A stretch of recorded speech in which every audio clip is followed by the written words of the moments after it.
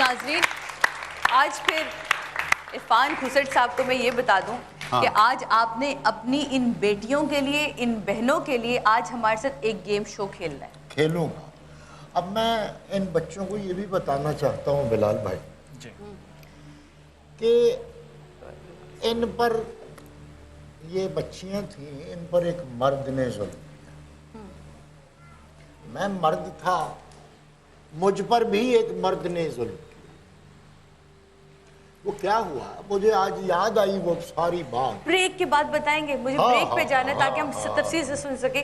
जनाब लेते हैं छोटा सा ब्रेक के बाद वापस आते हैं, जानेंगे कि एक मर्द ने मर्द पे कैसे जुल्म किया। इरफान खुसट साहब की कहानी भी सुनेंगे और ये गम के बादल है ना, अब छटने चाहिए, अब मुस्कुराहट नजर आनी चाहिए। कहा है ना स्माइल अगेन, तो स्माइल अगेन जनाब। लेते हैं ब्रेक के बाद वापस आते हैं।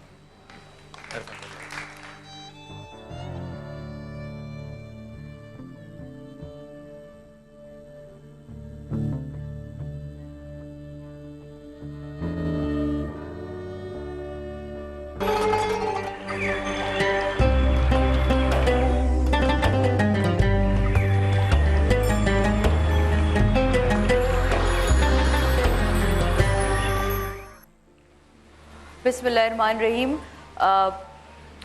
वेलकम बैक नाज़रीन, वापस आ चुके हैं हम और इस वक्त मैं गोल्डन सन के कुकिंग ऑयल और गोल्डन सन बनास्पति के इस किचन में खड़ी हूँ और जल्दी से जानूँगी कि शेफ़ समिया और शेफ़ फरहान आज क्या बना रहे हैं। आज हम बनाएंगे मैंगो पास्ता। ये बेसिकली फ्रूट और वेजिटेबल्स के साथ बनता है और इसकी बहुत सीजनिंग इसकी बहुत ही सिंपल होती है, ब्लैक पेपर, सॉल्ट और लेमन से। Great, that's it. और हम इसमें कोई भी फूड यूज कर सकते हैं, मैंगो क्योंकि मैंगो सीजन का है तो इस हिसाब से मैंने टमाटर, शिमला मिर्च, सलाद पत्ता, खीरा। सेकंड रेसिपी हमारी है चिकन टम्पूरा। ठीक है, आज हमने थोड़ा सा सेगमेंट में जो है ना लाइट सीजनिंग बिल्कुल सेगमेंट रखा है। इसमें भी हम लोग सॉल्ट, पेपर, मैदा, कॉर्नफ्लोर, अंडे यूज कर रहे हैं। ठीक है, इसको मैरिनेट करेंगे, मैरिनेट करके इसको बैटर बना के फ्राई करेंगे। आप लोग फिर अपने काम शुरू करें, मैं चलती हूँ वहाँ। इरफान खुसट साहब की कहानी भी तो सुनने की, आखिर उनके साथ क्या हुआ था। जी बिलाल भाई। इरफान भाई, आप बता रहे थे कि एक मर्द ने आप पे जुल्म किया। हाँ जी, और वो मर्द अब अपने बच्चों को जब मुझे टीवी पर देखता है तो बताता है कि ये जो निशान इसके मुंह पर पड़ा हुआ है ये पूरा था और पीछे से कमर भी जली हुई है। वो हुआ ऐसा कि माँ ने हमें दोनों भाइयों को कहा, हम छोटे छोटे थे, कि सब्जी वब्जी ले आओ। तो उन दिनों में टाट के थैले होते थे। जी जी जी। वो थैला लेकर तो हम दोनों भाई जा रहे थे सब्जी लेने के लिए। जी। घर के पास ही एक मोटर वर्कशॉप थी। वहाँ आपने देखा होगा कि वो कपड़े मोबाइल में, पेट्रोल में भीगे हुए वो फेंक देते हैं। कुछ बच्चों ने वो एक कपड़ा उठा के उसको आग लगा दी और एक ने ऐसे एक लकड़ी सी लेकर ना तो उस पर उठाया हुआ था। एक और बड़ा लड़का वो सामने से आया और उसने हम ही से थैला छीना। अच्छा। अब अल्लाह जानता है कि उसने उनको भगाने के लिए ये किया था। उसने वो थैला उस आग पर मारकर उसने कहा चलो दौड़ जाओ। तो वो पूरा का पूरा कपड़ा जो था आग वाला वो आप पे आ गया। आग वाला वो मुझ पे आ गया। और वो उसमें चूंकि मोबाइल होता है, स्याह धुआं होता है उसका बहुत, तो वो मेरा मुंह, पीछे से कमर। अब बच्चे सब मुझे लेके तो वापस घर, और मैं रोने लग गया। मुझे याद है मैं कुछ 7-8 साल का था। अम्मा हमारी जो थी, खुदा उनकी मग़फ़िरत करे, वो पंजाबी नहीं समझती थी। वो बच्चों ने कहा कि सड़ गया, वो उनको समझ आया कि गिर गया है। वो समझी कुछ कीचड़ वगैरह है, कीचड़ है। उन्होंने पानी लेकर ना तो वो उससे किया। तो मुझे याद है कि वो फिर मैं तो बिल्कुल अजीब सी कैफियत थी मेरी। मुझे जब हॉस्पिटल में दाखिल किया गया, वो बर्न यूनिट में, वहाँ उन दिनों एक कुछ चप्पल बनाने वाली फैक्ट्री थी, वहाँ भी आग ही लगी। वहाँ के जो वो मुतासिरीन आए हुए थे वो भी उसी वार्ड में थे। तो बहरहाल आज इन बच्चों को देखकर मुझे वो अपनी तकलीफ याद आई لیکن کوئی ایسی بات نہیں، ظالم ظلم کرتا رہے گا اور یہ تو ازل سے چلتا آ رہا ہے۔ آپا آپ کو کبھی لگتا ہے کہ آپ ان بچیاں آپ کو اپنا گھر سمجھ کے آپ کی طرف لوٹ کے آتی ہیں اور یہاں سے بہت ہی کامیاب ہو کر سرفراز ہو کر یہاں سے نکلتی ہیں، آپ کو ذاتی طور پہ کیا کمی محسوس ہوتی ہے؟ معاشرے کی بے حسی زیادہ آپ کو جلاتی ہے یا اکنامکس آپ کو رلاتی ہے کہ ان کی ہیلپ کرنے کے لیے کیا چاہیے؟ کیا چیز زیادہ دکھ دیتی ہے؟ بہت سارے جو ہے نا اس کے ریزنز ہیں، مطلب یہ تو ایک کوئی وشس سا سرکل، آپ اس کو پکڑیں تو لگتا ہے یہ غلط ہے، اس کو پکڑو تو یہ کم ہو جاتا ہے۔ اگر ہم کہتے ہیں کہ بھائی تعلیم کا فقدان ہے تو مذہب سے دوری بھی نظر آتی ہے، ظاہر ہے۔ جب ہم قانون کی بات کرتے ہیں تو قانون کی امپلیمنٹیشن نہیں ہے، جب رویوں کی بات کرتے ہیں تو بے حسی کی انتہا ہے، مطلب آپ جس سے عشق کرتے ہوں، جس کے ساتھ آپ بچے بھی آپ کے پیدا ہو جاتے ہیں، اس کے بعد جو ہے آپ اس کے ساتھ یہ سلوک کرتے ہیں، تو یہ کیسی محبت ہے، یہ کیسی سوچ ہے؟